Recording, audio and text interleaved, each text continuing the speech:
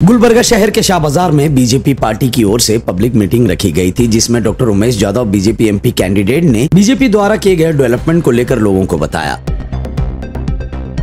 BJP party का कहना है कि हुकूमत में प्रधानमंत्री श्री नरेंद्र मोदी जी ने इन 10 सालों में भरपूर डेवलपमेंट किया है और देश आगे बढ़ चुका है। और साथ ही कहा है कि कांग्रेस की गारंटी उतनी लंबी चलने वाली नहीं है। अगर इस देश में चलने वाली है तो वो है सिर्फ मोदी जी की गारंटी।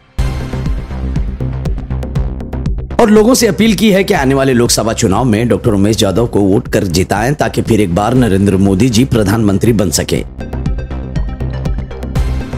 इस पब्लिक मीटिंग में Shri Dattatreya C Patil Revoor ex KKRDB chairman, Shri Chandu Patil BJP president, Shri BG Patil के अलावा बीजेपी के कई सारे कार्यकर्ता मौजूद थे। डिस्ट्रिक्ट इंचार्ज मिनिस्टर भारी ಒಳ್ಳೆ ಮಾತಾಡ್ತೀರಿ, ಒಳ್ಳೆ ಭಾಷಣ ಮಾಡ್ತೀರಿ, ಎಲ್ಲ ಸಬ್ಜೆಕ್ಟ್ ಬಾರೆ ಮಾತಾಡ್ತೀರಿ। ಒಂದು ಕಳಕಳಿ ವಿನಂತಿ ಮಾಡ್ತೀನಿ, ಕಲಬುರಗಿ ನಗರನಾಗ 7 ಲಕ್ಷ ಜನ ಹರ और ಎಲ್ಲರಿಗೆ ಕುಡಿಯೋ ನೀರಿನ ತಕಲೀಫ್ ಅದ। ನೀವು ಕಳಕಳಿ ವಿನಂತಿ ಮಾಡ್ತೀನಿ, ನೀರು ಬಾರೆ ಏನೇ ಮಾತಾಡ್ರಿ, ನೀರು ವ್ಯವಸ್ಥೆ ಮಾಡಿ, ಮನಿ ನೀರು ಮುಗಿಸೋಕೆ ಕೆಲಸ ಮಾಡಂತ ವಿನಂತಿ ಮಾಡ್ತೀನಿ। ಕಮರುಲ್ ಇಸ್ಲಾಂ ಅವರು ಸತತವಾಗಿ ಕಲಬುರಗಿನಲ್ಲಿ ಗೆಲ್ತಿದ್ರು, ಅಂತದನ್ನ ಆ ಕಮರುಲ್ ಇಸ್ಲಾಂ ಅವರನ್ನ ಸರಿಯಾದಂತ ಅವರಿಗೆ ಉತ್ತರವನ್ನ ಕೊಡಬೇಕು ಅಂತ ಅನ್ನುವ ನಿಟ್ಟಿನಿಂದ ಇವತ್ತು ಕಲಬುರಗಿ ನಗರ ಆ ಸಂದರ್ಭದಲ್ಲಿ ನಮ್ಮ ಚಂದು ಪಾಟೀಲ್ ಆಗಲಿ BG ಪಾಟೀಲ್ ಸಾಹೇಬರಾಗಲಿ ಗ್ಯಾರಂಟಿ ಬಾರೆ ಹೇಳ್ತಾರ। ಒಂದು ವಿಡಿಯೋನಾಗ ಹೇಳುತ್ತೀವಿ ಅವರು, ಮೋದಿ ಗ್ಯಾರಂಟಿ ಟಿವಿನಾಗ ಅಂತ, ಕಾಂಗ್ರೆಸ್ ಗ್ಯಾರಂಟಿ ಕೈದಾಗ ಅಂತ। ನಾ ಹೇಳಕ್ ಬಯಸ್ತೀನಿ, ಮೋದಿ ಗ್ಯಾರಂಟಿ ಕಣ್ಣಾಗ, ಮೋದಿ ಗ್ಯಾರಂಟಿ ತಲೆಯಾಗ, ಮೋದಿ ಗ್ಯಾರಂಟಿ ಮನಸ್ಸಾಗ, ಕಾಂಗ್ರೆಸ್ ಗ್ಯಾರಂಟಿ ಮಣ್ಣಾಗ ಅಂತ ಹೇಳಕ್ ಬಯಸ್ತೀನಿ। ಒಂದು ಮಾತ ಹೇಳಕ್ ಬಯಸ್ತೀನಿ ಡಿಸ್ಟ್ರಿಕ್ಟ್ ಇಂಚಾರ್ಜ್ ಮಿನಿಸ್ಟರ್ ಅವರಿಗೆ, ನೀವು ಭಾರಿ ಒಳ್ಳೆ ಮಾತಾಡ್ತೀರಿ, ಒಳ್ಳೆ ಭಾಷಣ ಮಾಡ್ತೀರಿ, ಎಲ್ಲ ಸಬ್ಜೆಕ್ಟ್ ಬಾರೆ ಮಾತಾಡ್ತೀರಿ। ಒಂದು ಕಳಕಳಿ ವಿನಂತಿ ಮಾಡ್ತೀನಿ, ಕಲಬುರಗಿ ನಗರನಾಗ 7 ಲಕ್ಷ ಜನ ಹರ और ಎಲ್ಲರಿಗೆ ಕುಡಿಯೋ ನೀರಿನ ತಕಲೀಫ್ ಅದ। ನೀವು ಕಳಕಳಿ ವಿನಂತಿ ಮಾಡ್ತೀನಿ, ನೀರು ಬಾರೆ ಏನೇ ಮಾತಾಡ್ರಿ, ನೀರು ವ್ಯವಸ್ಥೆ ಮಾಡಿ, ಮನಿ ನೀರು ಮುಗಿಸೋಕೆ ಕೆಲಸ ಮಾಡಂತ ವಿನಂತಿ ಮಾಡ್ತೀನಿ। ಉಮೇಶ್ ಯಾದವ್ ಅವ್ರ ಬಾರೆ ಹೇಳ್ತಾ ಇದ್ದಾರೆ ಅವರು, ಅವ್ರ ಸಂಘಕ್ಕೆ ಯಾರು ಇಲ್ಲ ಅಂತ ಹೇಳಿ ತಾವೆಲ್ಲರೂ ಅರ್ಥ ಮಾಡ್ಕೋಬೇಕು। ಕಾಂಗ್ರೆಸ್ ಅವರು ಏನೇನು ಹೇಳ್ತಾರ ಭಾಷಣ ಅವ್ರ ಬಂದು ಆಗೋದು ನಮ್ಮೆ ಹಾಕಿ ಹೇಳ್ತಾ ಇದ್ದಾರೆ। ಅವ್ರ ಬಂದು ಲೀಡರ್ ಬರ್ತಾ ಇಲ್ಲ ಅಂತಂದ್ರೆ ಬಿಜೆಪಿ ಲೀಡರ್ ಬರ್ತಾ ಇಲ್ಲ ಅಂತಂತಾರೆ। ನಾವು ಸೋಲುತ್ತೀವಿ ಅಂತ ಅವ್ರು ಹೇಳ್ತಾರೆ ಅಂತ ತಿಳ್ಕೋಬೇಕು, ಅವ್ರು ಸೋಲುತ್ತಾರೆ ಅಂತ ನಾವು ತಿಳ್ಕೋಬೇಕು। ಏನೋ 50 ವರ್ಷ ಏನೋ ಮಾಡಿಲ್ಲ, ಉಮೇಶ್ ಯಾದವ್ ಅವರು 5 ವರ್ಷ ಕೆಲಸ ಮಾಡ್ಯಾರ ಅಂತಂದ್ರೆ ನಾವು ಹೇಳಿಲ್ಲ।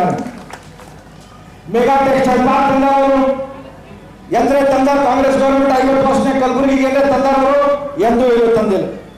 ಉಮೇಶ್ ಯಾದವ್ ಅವರು पूरा भारत देश में नरेंद्र मोदी जी ಅವರು ಏನು ಟೆಕ್ಸ್ಟೈಲ್ ಪಾರ್ಕ್ ಕೊಟ್ಟಾರ, ಹಠ ಮಾಡಿ ಜಗಳ ಮಾಡಿ ವಿನಂತಿ ಮಾಡಿ ಕಲಬುರಗಿ ಸರೆ ಒಂದು ಟೆಕ್ಸ್ಟೈಲ್ ಪಾರ್ಕ್ ಕೊಡೋಣ। ಭಾರತ್ ಮಾಲಾ ರೋಡ್ ಜವರ್ಗಿ ಟು ಅಫ್ಜಲ್ಪುರ್ ಒಳ್ಳೆ ರೋಡ್, ಒಳ್ಳೆ ಕನೆಕ್ಟಿವಿಟಿ, ಬಿಸ್ನೆಸ್ ವ್ಯಾಪಾರ ಹೆಚ್ಚಾಗಬೇಕು, ಜನ ಎಕ್ಸ್ಪೋರ್ಟ್ ಮಾಡಕ್ಕೆ ಹೆಲ್ಪ್ ಮಾಡಬೇಕಂತಂದ್ರೆ ಅಂತ ಒಂದು ರೋಡ್ ತಂದಾರ। ಜಲ್ ಜೀವನ್ ಮಿಷನ್ 1,100 ಕೋಟಿ ರೂಪಾಯಿಗಳಿಂದ ಪ್ರತಿ ಕಲಬುರಗಿ ಮನೆಗೆ ಬರ್ತದ, ಪ್ರತಿ ಕಾಂಗ್ರೆಸ್ ಮನೆಗೆ ಅದೇ ನೀರಿನ ಕುಡಿಬೇಕಾಗ್ತದ। ಆ ನೀರು ಯಾರು ತಂದಾರ ಅಂತಂದ್ರೆ, ಆ ಸ್ಕೀಮ್ ಯಾರು ತಂದಾರ, ಉಮೇಶ್ ಯಾದವ್ ತಂದಾರ ಅಂತ ಹೇಳ್ಬೇಕು ಸರ್। 50 ವರ್ಷ ಹಿಡಿದು ಕಾಂಗ್ರೆಸ್ ಒಂದು ಕಲಬುರಗಿ ಟ್ರೈನ್ ಚಾಲೂ ಮಾಡಕ್ಕಾಗಿಲ್ಲ, ಒಂದು train direct train Umesh Yadav ಅವರು ಏನ್ ಮಾಡ್ಯಾರ ಅಂತಂದ್ರೆ 2 ಟ್ರೈನ್ ಚಾಲೂ ಮಾಡ್ಯಾರ ಕಲಬುರಗಿಯಿಂದ ಡೈರೆಕ್ಟ್ ಟ್ರೈನ್। ಒಂದು 60 ಸ್ಪೀಡ್ನಾಗ ಹೋಗ್ತದ, ಇನ್ನೊಂದು 140 ಸ್ಪೀಡ್ನಾಗ ಹೋಗ್ತದ। ಅದು ಅಲ್ಲ ನಮ್ಮ ಉಮೇಶ್ ಯಾದವ್ ಅಂತ ಹೇಳಬೇಕು। ಹಿಂಗ ಹಲವಾರು ಕೆಲಸಗಳು ಮಾಡ್ಯಾರ, ಒಕ್ಕೂಟ ಕೆಲಸಗಳು ಮಾಡ್ಯಾರ। ಅದಕ್ಕೆ ಈಗ ಸಮಯ ಅಭಾವ ಇದ್ರಿಂದ ಡೈರೆಕ್ಟ್ ನಿಮ್ಮ ಪಾಯಿಂಟಿಗೆ ಬರ್ತೀನಿ। ಈಗ ಏನಾಗಿದೆ ಅಂತಂದ್ರೆ ಕಾಂಗ್ರೆಸ್ ಅವರಿಗೆ ಈ ಕೇಸಿ ನೋಡಿದ್ರೆ ತ್ರಾಸ ಆಗತ್ತದ, ಹೊಟ್ಟೆ ಕಿಚ್ಚ ಆಗತ್ತದ, ಮಕ್ಕಳು ಕೆಟ್ಟ ಕಾಣುತ್ತೆ ಅವರಿಗೆ।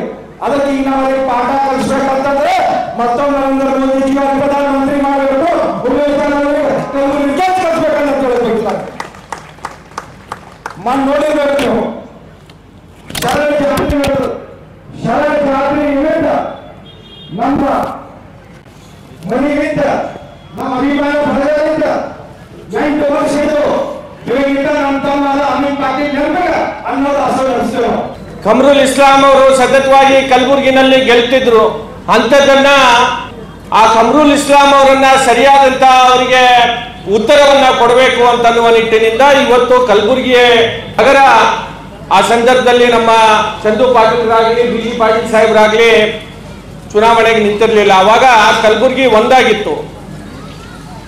ಆ ಸಂದರ್ಭದಲ್ಲಿ ತಾವೆಲ್ಲರೂ ಕೂಡ ನಮ್ಮ ಹಿಂದಿನ ಶಾಸಕರು ಪೂಜ್ಯ ತಂದೆಯವರಾದಂತಹ ಚಂದ್ರಶೇಖರ್ ಪಾಟೀಲ್ ರೇವೂರವರು ಚುನಾವಣೆಗೆ ನಿಂತಾಗ ತಾವೆಲ್ಲರೂ ಕೂಡ ಅವರಿಗೆ ಮತವನ್ನ ಹಾಕಿ ಇವತ್ತು ಮೊದಲನೇ ಬಾರಿಗೆ ಭಾರತೀಯ ಜನತಾ ಪಕ್ಷದ MLA ಇವತ್ತು ನಮ್ಮ ಕಲಬುರಗಿ ನಗರದಲ್ಲಿ ಮಾಡಿರುವಂತದ್ದು ನಾವ್ಯಾರು ಕೂಡ ಅದನ್ನ ಪಕ್ಷದ ಎಲ್ಲ ಹಿರಿಯರು ಯಾರು ಕೂಡ ಅದನ್ನ ಮರಲಿಕ್ಕೆ ಸಾಧ್ಯ ಇಲ್ಲ.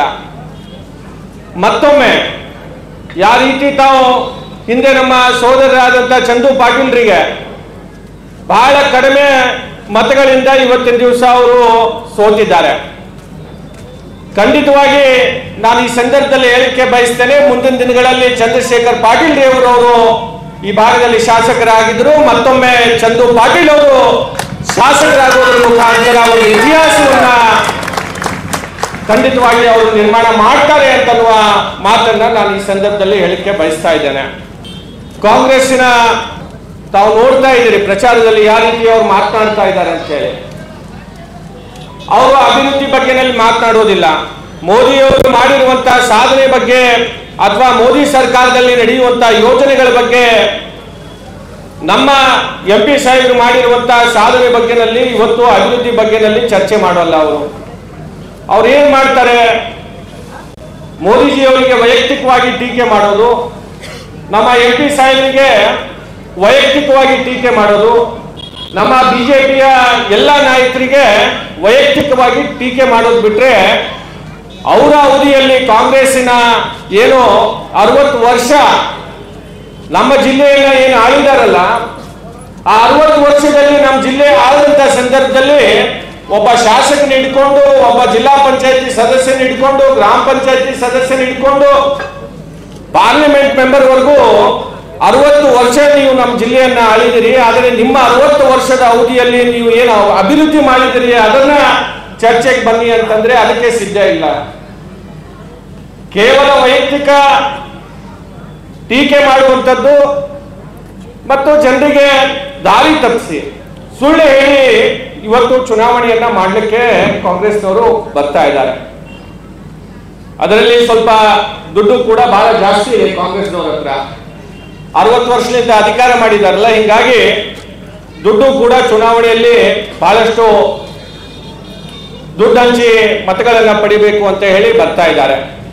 ನಾನು ಈ ಸಂದರ್ಭದಲ್ಲಿ ತಮ್ಮೆಲ್ಲರಲ್ಲೂ ಕೂಡ ವಿನಂತಿ ಮಾಡ್ತೇನೆ, ದಯಮಾಡಿ ನಮ್ಮ ಪಾರ್ಲಿಮೆಂಟ್ ಸದಸ್ಯರಾದಂತಹ ಉಮೇಶ್ ಜಾಧವ್ ಸಾಹೇಬರಿಗೆ ತಾವೆಲ್ಲರೂ ಕೂಡ ಆಶೀರ್ವಾದ ಮಾಡಿ ಈ ಭಾಗದ ಅಭಿವೃದ್ಧಿ ಮಾಡಲಿಕ್ಕೆ ಅವರಿಗೆ ಅವಕಾಶ ಕೊಡಬೇಕಾಗಿದೆ. ಹಿಂದೆ ನಾವು ಯಾರು ಕೂಡ ಪಾರ್ಲಿಮೆಂಟ್ ಸದಸ್ಯರನ್ನ ನೋಡ್ಲಿಕ್ಕೂ ಸಿಗ್ತಾ ಇರಲಿಲ್ಲ.